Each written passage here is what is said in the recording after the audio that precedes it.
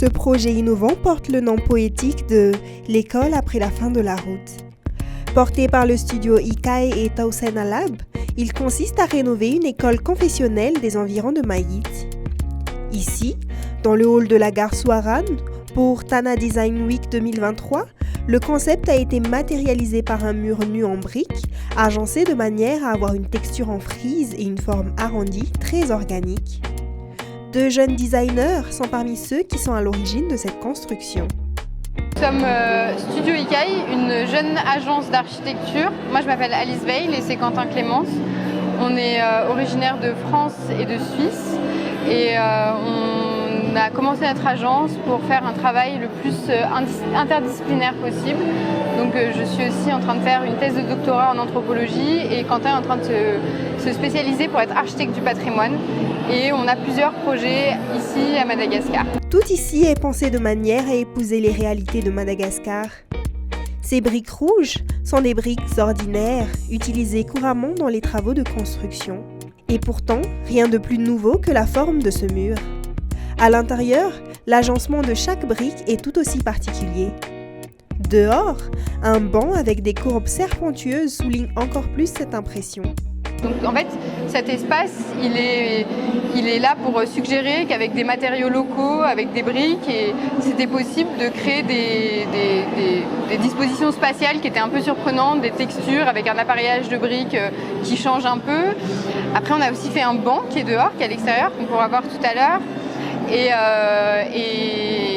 qui est un banc dont en fait on a aussi tout un travail de forme. Ici en plan c'est d'une spirale, le banc c'est une spline qui fait une sorte de serpent exactement.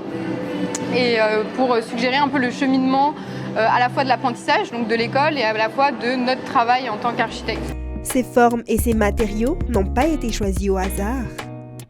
Le mur en spirale, la forme arrondie, concourt à créer un espace convivial pour rendre l'apprentissage plus agréable. Une démarche rendue accessible par des techniques exactement conformes aux savoir-faire locaux. Alors la spirale, l'arrondi, c'était parce que ici à Madagascar, il y a beaucoup de maçonnerie en briques de terre cuite, comme celle qu'on a utilisée. On a utilisé des briques standards, mais qui sont la plupart du temps rectilignes.